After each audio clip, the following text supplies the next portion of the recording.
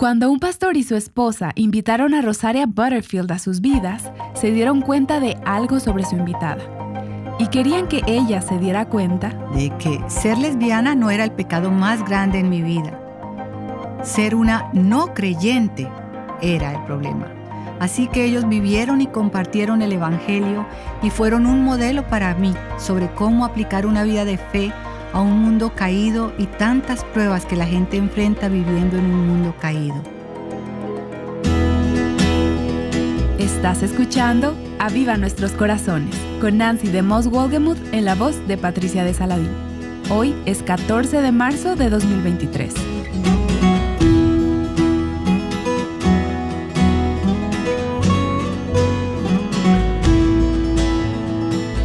Bueno, si se perdieron el programa de ayer, necesitan regresar y escucharlo o leer el texto. Y creo que no solo querrán leerlo, van a querer escucharlo. Así podrán entender el corazón, la pasión, la alegría y lo encantadora que es nuestra invitada de hoy, Rosaria Butterfield. Y por poco no logramos agendar esta conversación, pero es una que he querido tener desde hace tiempo. Y estoy tan agradecida, Rosaria, de que hayas extendido tu viaje y el tiempo de estar con tu familia para compartir esto con nosotras. Te quiero y me encanta ver la gracia de Dios en tu vida. El gozo es todo mío. Estoy tan feliz de estar aquí. Tú sabes que conocí al Señor Jesús cuando era una niña de 4 años. Ese es mi primer recuerdo consciente. Claro que en la eternidad pasada Dios ya había planeado todo esto. Y ahí estaba la palabra de parte de mis padres en nuestro hogar, en mi corazón. Así que ese no fue el primer momento en que estuve expuesta a las Escrituras, pero ese es mi primer recuerdo consciente. Así que no tengo recuerdos anteriores de Cristo y me siento agradecida con Dios por haber escrito mi historia de esa manera. Pero me encantan los recordatorios de amigas como tú sobre lo que le costó a Cristo y el proceso por el cual Dios, por medio de su Espíritu Santo, atrae nuestros corazones. Y es diferente para cada uno de nosotros. Sí, lo es. Tu libro dice que eras una conversa improbable. El título es The Secret Thoughts of an Unlikely Convert. En español sería Los pensamientos secretos de una conversa improbable. Y me recuerda cuando veo esto que no hay un probable converso. No hay nadie que busque a Dios, no hay nadie que lo siga, no hay nadie que lo elija si Él no nos busca primero. Y estoy tan agradecida de ver la gracia de Dios en tu vida y de recordar la gracia de Dios en mi vida y en la vida de cualquiera que nombre a Jesús, porque es su gracia. Gracias por estar aquí con nosotras. Rosaria es esposa de pastor, es madre de 4 hijos adoptivos, está educando en casa a los 2 más pequeños de los 4. Y su casa es un nido de hospitalidad, de ministerio, de oración, de compasión. Y eso teniendo hijos, vidas muy ocupadas. En tu vida anterior fuiste profesora de inglés, titular en la Universidad de Siracusa. Y ayer compartimos la historia. No vamos a repasar toda la historia porque quiero que aquellos que no han escuchado el programa vayan y lo escuchen. De cómo un pastor se acercó a ti cuando eras una activista feminista, liberal, una profesora atea. Él no se sintió intimidado de acercarse y decirte, acompáñanos a mi esposa y a mí, ven a cenar. Y te diré, yo nunca hubiera usado esos adjetivos para describirme. Claro, cuando se trata de un ser humano. Bueno, y en ese entonces habría dicho que era una activista pacifista, y yo creía en la diversidad, en la compasión, en la bondad y en el cuidado. Yo creía que el feminismo y los derechos gays eran el camino hacia eso. Así que desde tu punto de vista, la manera en la que pensabas sobre lo que hacías tenía todo el sentido del mundo. Eres una mujer brillante, Rosaria. Gracias a Dios, este pastor te trató con respeto. Él y su esposa te trataron con compasión y con bondad, lo que te desarmó. Era y siempre será. Y mientras vemos las líneas que se están dibujando en nuestra cultura y en nuestro mundo, y estamos aquí como cristianos evangélicos, evangelistas, pensando cómo seremos sal, cómo seremos luz, cómo haremos una diferencia.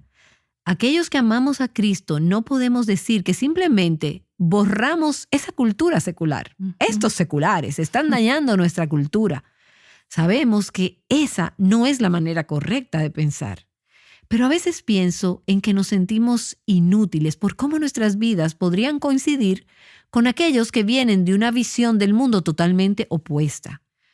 Veo tus credenciales y digo, wow, ella es muy inteligente, es tan educada, que una profesora de literatura del siglo XIX. Eso es mucho más que mi nivel. Sin embargo, esa bondad, esa hospitalidad y la voluntad de escucharte y de tratarte como un ser humano creado a imagen de Dios fue lo que empezó a tumbar esos mecanismos de defensa que tú ni siquiera sabías que habías construido. Sí, eso es exactamente. Así que durante 2 años, retomando donde terminamos ayer, este pastor y su esposa, Ken y Floyd Smith, te dieron la bienvenida. Ellos te recibieron como Cristo los recibió a ellos. Tuvieron un sinfín de conversaciones y mientras tanto ahí estás tú leyendo la Biblia y la Biblia te está deshaciendo. Así es. Estoy leyendo la Biblia para la investigación de un proyecto, mi libro posterior a la obtención del cargo.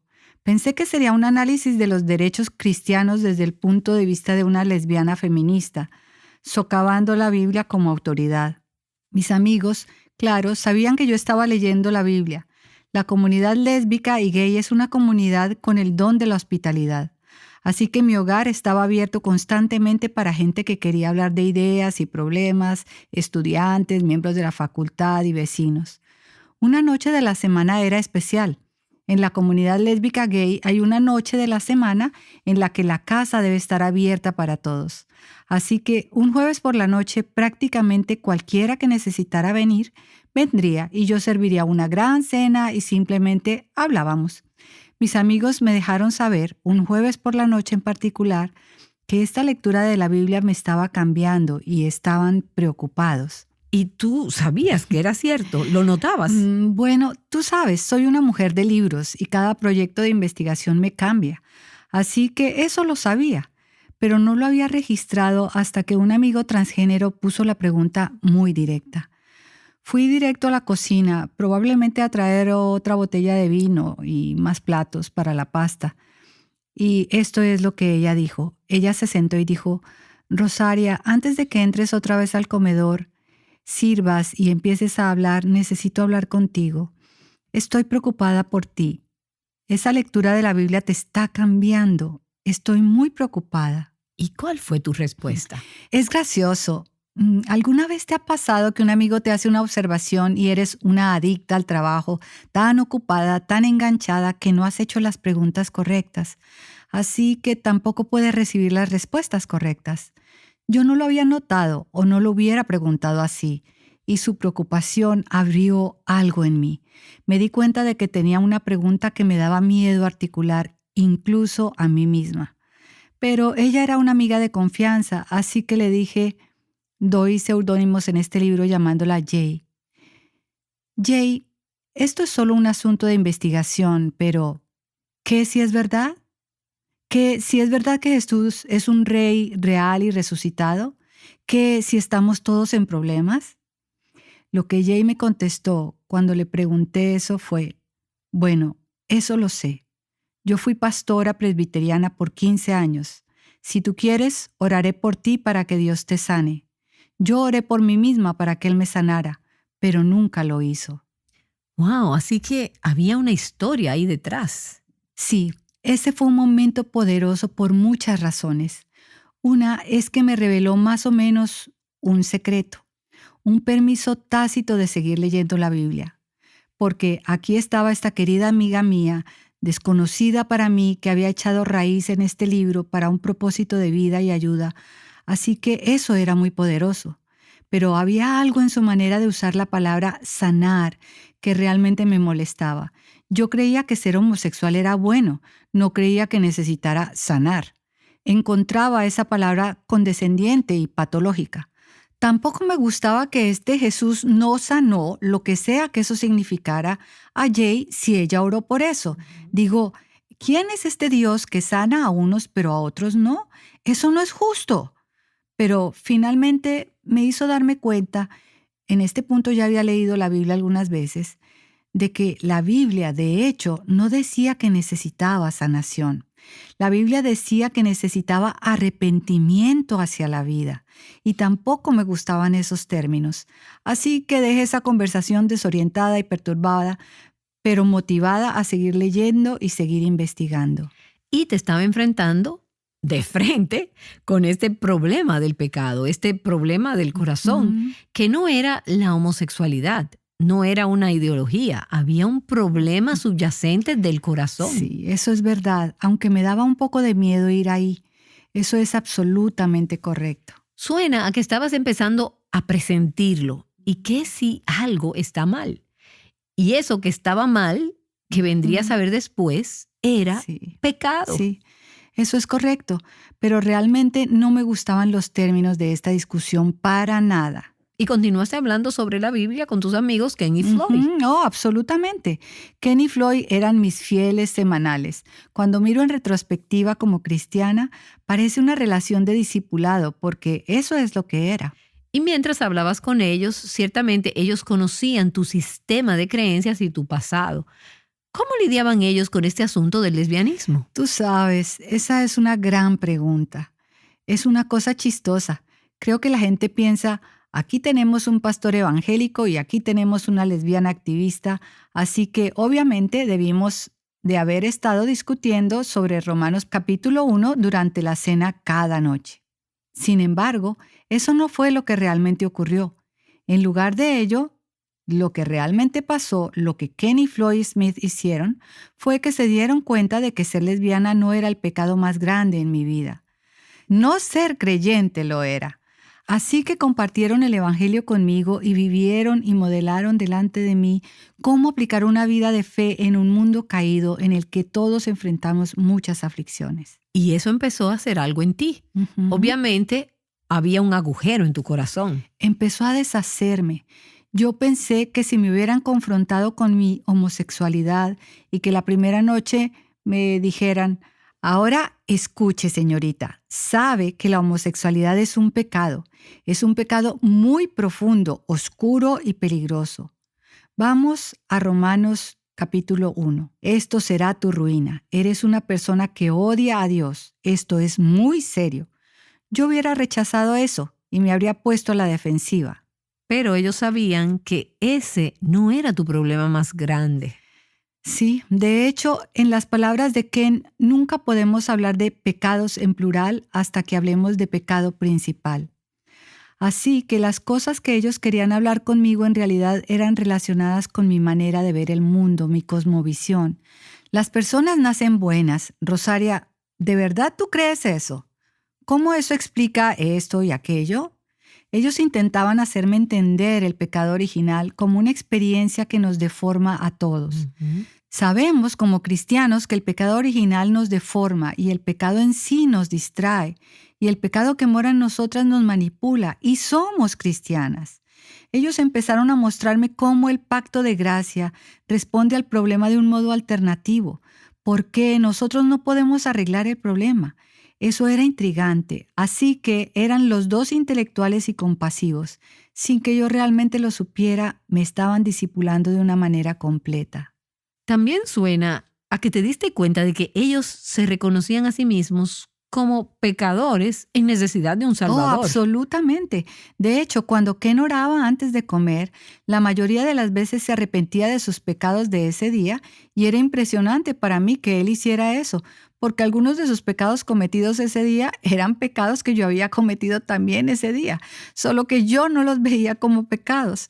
Yo creía que si me esforzaba más para ser más amable con esas personas con las que yo me había quedado corta, todo estaría bien.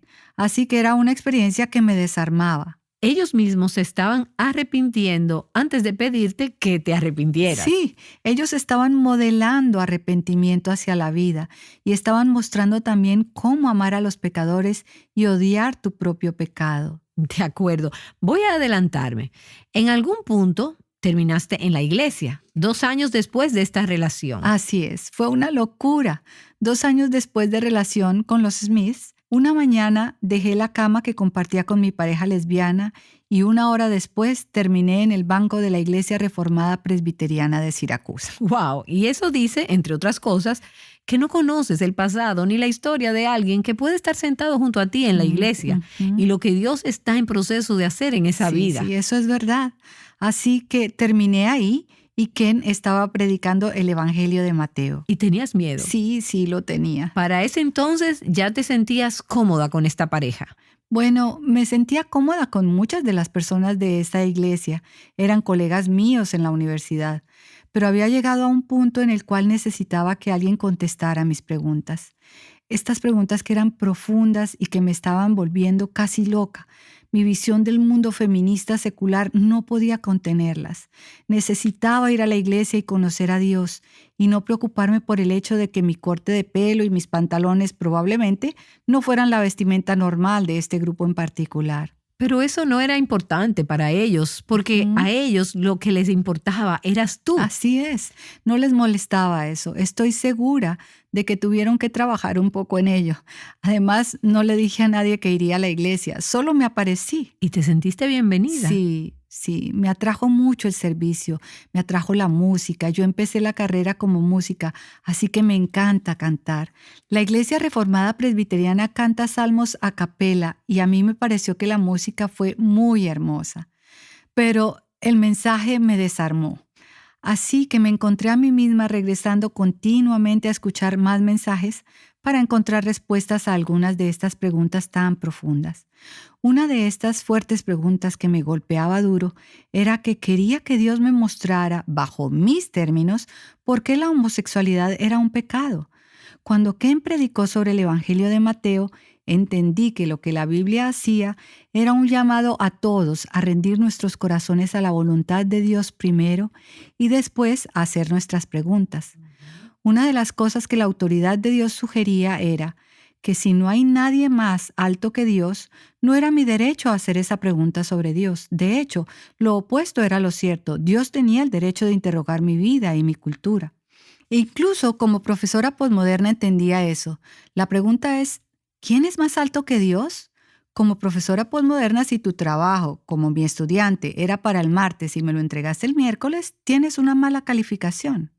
Así que hay un sentido de los absolutos. Sí, entendí algunas cosas sobre la autoridad y comencé a cuestionar si mi habilidad de razonar sobre las cosas era segura o no. Y realmente empezabas a ver la autoridad de Dios, pero también la autoridad de su palabra. Sí, lo estaba, porque había estado leyendo la palabra hasta 5 horas al día en ese momento, porque estaba en un programa de investigación. No era fuera de lo común para mí cuando escribía sobre un libro, leer ese libro hasta 30 veces. Wow. Así que el hecho de que Dios me diera convicción de que necesitaba dejar de escribir este proyecto de investigación y empezar a vivir una vida cristiana después de leer 7 veces la Biblia, eso era un proceso corto para mí.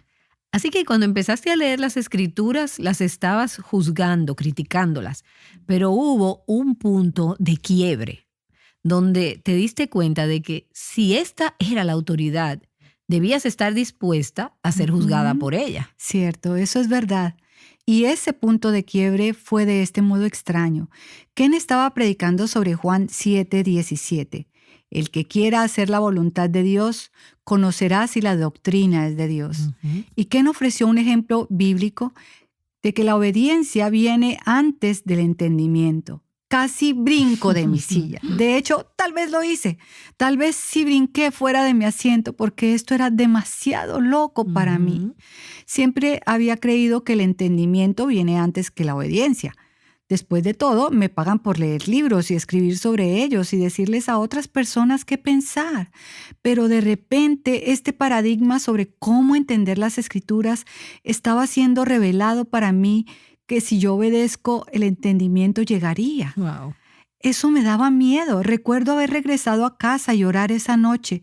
Solo una oración sencilla, que el Señor me diera el valor de obedecer antes de entender. Eso debe venir del Señor, pero es realmente renunciar a tener el control. Así es. Y yo soy una controladora obsesiva. Incluso como creyente sigo luchando con eso. Porque somos hijas de Eva, ¿no es cierto? Sí, lo somos. Así que realmente soy terca con eso. Y estaba siendo terca. Noté que mis amigos cristianos eran tercos con las escrituras también. Ellos usarían los sermones a lo largo de esta semana para aplicarlos a sus vidas. Y yo pensé, ¿la gente sabrá lo peligroso que es? Porque parecería como una locura. No, realmente parecía peligroso porque parecía que ellos estaban diciendo que estaban viviendo adentrados en la historia de la Biblia. Y yo sabía con certeza que eso volaría mi vida rápidamente y me preguntaba, ¿cómo hacen ellos para hacer eso? ¿Y cómo lo resolviste? Bueno, esa es la cosa. No hubo mucha resolución porque rápidamente, justo en la cumbre de un día del Señor, vendría otro día del Señor. En este nuevo día del Señor estábamos cantando el Salmo 119, versículo 56 y decía, «Esto se ha hecho parte de mí, guardar tus preceptos». De pronto, después de que canté esa frase, inmediatamente dejé de cantar. Bajé mi himnario y rápido abrí mi Biblia para chequear si mi libro de cánticos tenía un error de impresión, porque ese verso de verdad me asustaba. Y la Biblia lo representaba así. Esto se ha hecho parte de mí. Había algo en este lenguaje que fue lo que me deshizo completamente. Primero, el Espíritu Santo me había convencido de mi pecado y de hecho estaba en sintonía con el Espíritu para notarlo. Porque esta Biblia no era mía. Yo la había maldecido, la había rechazado y la había rebajado, la había condenado y había enseñado a mis estudiantes a hacer lo mismo. No había ninguna manera en que yo pudiera reclamar que esta Biblia era mía. Estaba condenada por decir eso. Era una mentira. Pero lo siguiente que noté fue que me di cuenta de que cuando dije esas palabras realmente las decía en serio. Quería que esa Biblia fuera mía. Esto se ha convertido en mío. Quería que esos 66 libros y esa revelación bíblica fueran míos. Y cuando canté «Esto es mío» en el cántico, realmente estaba testificando una simple verdad. La línea de comunicación que Dios ha ordenado para su pueblo se encuentra en su palabra. Yo no solo quería eso, pero quería que Dios escuchara mis oraciones. Y todo vino a derrumbarse después de ese momento. Fue muy doloroso porque yo realmente creía que había estado en el lado de la amabilidad, la compasión, la justicia, la diversidad, la bondad, el cuidado e incluso la moral. Me deshice completamente cuando me di cuenta de que era Jesús a quien había estado persiguiendo todo ese tiempo. No solo una figura histórica llamada Jesús, sino mi Jesús, mi profeta, mi sacerdote, mi rey, mi salvador, mi amigo, ese Jesús. Así que te has dado cuenta de que no eras la buena persona que siempre creíste ser, sino que eras una pecadora en necesidad de un Salvador. Cierto. Ese fue el comienzo de un largo viaje de lo que significa el arrepentimiento. Verte a ti misma sumergida en un hoyo fangoso, un poco como un borracho despertando en su propio vómito, no es algo placentero. Y quiero tomar ese pensamiento del arrepentimiento y cómo luce, cómo se ve. Tú dijiste, la conversión me metió en un lío complicado y completo. Todo debía cambiar. Sí, debía cambiar. Y dijiste, en resumidas cuentas, perdí todo, menos el perro. Es verdad. Vamos a desenvolver todo eso y a escuchar cómo Dios en su misericordia te dio el regalo del arrepentimiento. No solo en ese momento, sino que empezó una vida de arrepentimiento. Cierto. Y esto es fascinante, porque la gracia de Dios es fascinante. Su poder es tan maravilloso, su palabra es tan poderosa. La Escritura es tan poderosa, convierte, Él convierte. Tú no estabas buscándolo, pero Él estaba buscándote a ti y te dio la gracia para responder. Soy culpable de mi transgresión.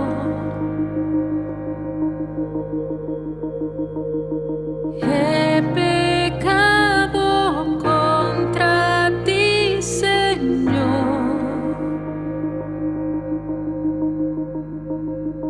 Y tú eres siempre justo al hablar.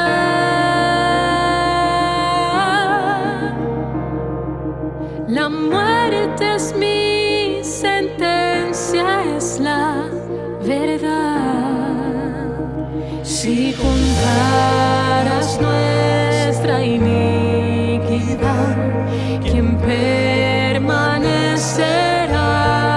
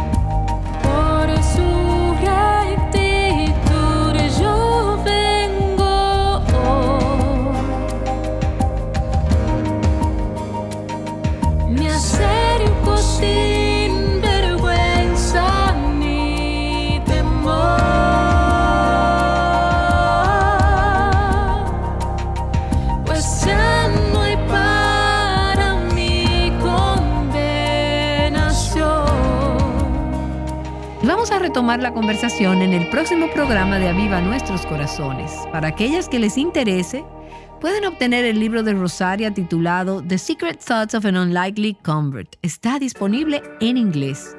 Y a todas nuestras oyentes queremos recomendarles un folleto que les ayudará a responder preguntas como ¿cómo puede mi vida cumplir el propósito eterno para el cual Dios me creó? ¿Cómo puedo llevar mucho fruto para su gloria? Se trata del folleto Retrato de una mujer usada por Dios. Bueno, y quiero que escuches lo que Rosaria tiene que decir sobre el arrepentimiento. Será de mucha ayuda para tu corazón. Tenía esos recuerdos del pecado sexual en mi cuerpo, tenía esos hábitos verbales de un lenguaje sucio. Yo no encajaba. Tenía una familia nueva, pero no encajaba en ella. Pero una de las cosas que realmente estaba pasando era que cada vez que daba un paso adelante en fe, tan patético como pudiera ser ese pequeño paso, tan torpe como fuera, el Señor quemaba el puente sobre el que había caminado para llegar a Él. Y era como si ya no pudiera volver atrás. Fue un tiempo severo, un tiempo doloroso, pero fue un tiempo de profundo ministerio. Asegúrate de acompañarnos mañana mientras seguimos escuchando esta preciosa historia de la gracia de Dios en su vida. Aviva Nuestros Corazones es un ministerio de alcance de Revival Hearts.